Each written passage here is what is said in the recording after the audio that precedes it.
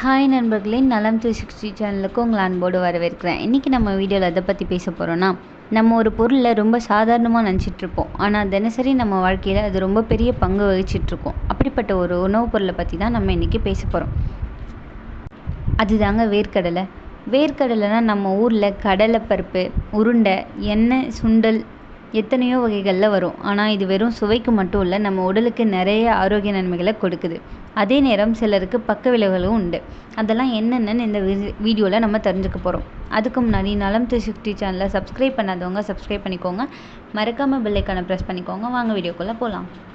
பல ஆண்கள் இந்த வேர்க்கடலையை அதோட உப்பு காரமான சுவை காரணமாக சிற்றுண்டியாக உட்கொள்கிறார்கள். இருப்பினும் வேர்க்கடலை எண்ணெய், சாஸ்கள், மிருதுவாக்கிகள் மற்றும் வேக வைத்த பொருட்களிலும் வேர்க்கடலை பல்துறை பொருட்கள் ஆகும்.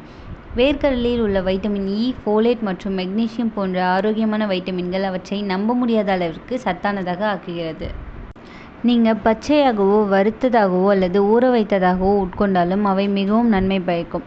அவை புரதம், கார்போஹைட்ரேட்டுகள், கொழுப்புகள், நார்ச்சத்துக்கள், சர்க்கரை மற்றும் கொழுப்பு அமிலங்கள் நிறைந்தவை. வேர்க்கடலையின் முக்கிய நன்மைகளை இப்போ தெரிஞ்சுக்கலாம்.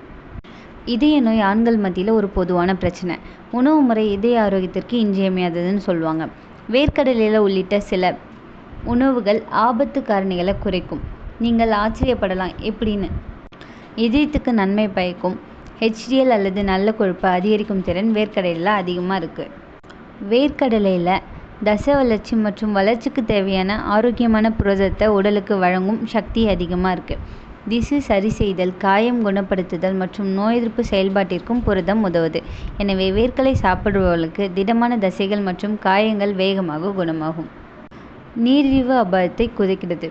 ஏனென்றால் வேர்க்கடலில் வைட்டமின்கள், நார்ச்சத்துக்கள் மற்றும் புரோட்டீன்கள் இருப்பதால் அவை நீரிழிவு அபாயத்தை குறைக்கும். ஆயினும் சுய மருந்துகளை தவிர்க்கவும். நீங்கள் நீரிழிவு நோயால் பாதிக்கப்படுகிறீர்கள் என்று சந்தேகித்தால் உங்கள் மருத்துவரிடம் பேசவும். வேர்க்கடலையில் நார்ச்சத்துக்கள், நன்மை பயக்கும் கொழுப்புகள், மெக்னீசியம், ஆக்சிஜனேற்றிகள் மற்றும் அர்ஜினைன் ஆகியவை இருப்பதால் ஊட்டச்சத்து அதிகமாக இருக்கும் ஒரு உணவுப் பொருளாக இதை கருதுகிறோம்.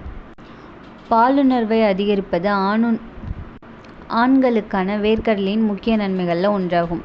அர்ஜினைன் ஒரு அமினோ அமிலம் உடல் நைட்ரிக் ஆக்சைடாக மாற்றுகிறது. இது இரத்த நாளங்களின் விரிவாக்கத்திற்கு உதவுது. இரத்த ஓட்டம் மற்றும் ஓட்டத்தை மேம்படுத்துகிறது. எனவே இது லேசான அல்லது மிதமான விரைப்புத்தன்மைக்கு சிகிச்சை அளிக்கலாம்.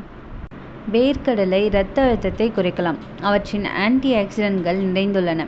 அவர்களுக்கு புற்றுநோய் எதிர்ப்பு திறன் உள்ளது. அவை இதயத்தை பாதுகாக்கும் பண்புகளை கொண்டுள்ளன. நீரிழிவு அபாயத்தை குறைக்கலாம். வேர்க்கடலை பதப்படுத்தப்பட்டதாக இருந்தாலும் அல்லது சமைக்கப்படாததாக இருந்தாலும் வேர்க்கடலின் உயிர் சக்தி கொண்ட கலவைகள் அதிகமாக உள்ளது. அவை ஆரோக்கியத்தை சாதகமாக பாதிக்கலாம். இந்த வேர்க்கடலையை எப்படியெல்லாம் பயன்படுத்தலாம்னு தெரிஞ்சுக்கலாம். வேர்க்கடலையை அப்படியே உட்கொள்ளலாம். மேலும் தின்பண்டங்களாக உட்பட பல்வேறு பொருட்களை தயாரிக்கவும் இதை நம்ம பயன்படுத்துகிறோம். வறுத்த வேர்க்கடலை, கடலை எண்ணெய், கடலைப்பால், வேர்க்கடலை கேரமல் பார்கள், வேர்க்கடலை சீஸ் அனலாக்ஸ், கடலை மாவு, இப்படி பல விதத்தில் நம்ம அதை உட்கொண்டுட்ருக்கோம். வேர்க்கடலை சாப்பிட்றதால ஏற்படும் பக்க விளைவுகள் என்னென்னு தெரிஞ்சுக்கலாம். வயிற்றுப்போக்கு, வாந்தி, அதிகரித்த தோல் அரிப்பு, உதடுகள், தோல், முகம் மற்றும் தொண்டையில் வீக்கம், ஆஸ்துமா, தோல் தடிப்புகள் அல்லது சிவப்பு புடைப்புகள். இதில் கவனிக்கப்பட வேண்டிய விஷயம் என்னென்னா, வேர்க்கடலை சாப்பிட்றதுக்கு முன்னாடி உங்களுக்கு ஒவ்வாமை இல்லை அப்படின்றத உறுதிப்படுத்திக்கணும். மேலும் பச்சையாக வேக வைத்த அல்ல ஊற வைத்த வேர்க்கடலையை பயன்படுத்தும் போது இந்த பாதகமாக விளைவுகளை பற்றி எச்சரிக்கையாக இருக்கணும். தினசரி பெரியவர்கள் 30லேருந்து 50 கிராம் வேர்க்கடலை சாப்பிடலாம். குழந்தைகள் 10லேருந்து 15 கிராம் வேர்க்கடலை சாப்பிடலாம். உடற்பயிற்சி செய்கிறவங்க 50லேருந்து 70 கிராம் சாப்பிடலாம்.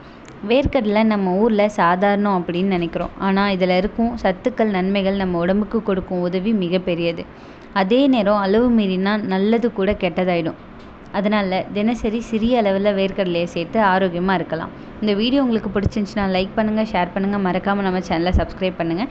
இன்னொரு அற்புதமான வீடியோவில் உங்களை சந்திக்கிறேன். பை.